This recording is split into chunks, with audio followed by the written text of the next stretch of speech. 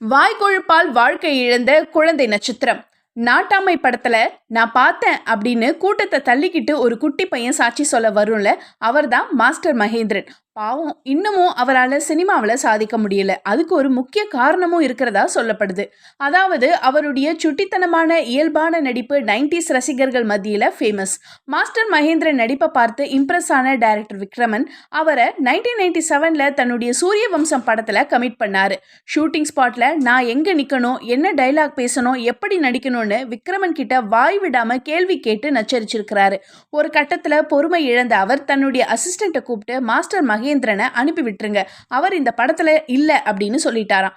ஏன்னு அசிஸ்டன்ட் கேட்க பதிலே சொல்லாம முறைச்சிட்டு போயிட்டாராம். அதை தொடர்ந்து குழந்தை நட்சத்திரம் ஹேமலதா பையன் கெட்ட போட்டு நடிச்சிருக்காங்க. இதை இப்ப தெரிஞ்சுக்கிட்ட ரசிகர்கள் குழந்தைகள் ஆர்வத்துல கேட்கிற கேள்விக்கெல்லாம் கோச்சிக்கிட்டா எப்படி, விக்ரமன் செய்தது பெரிய தப்புன்னு கமெண்ட் பண்றாங்க.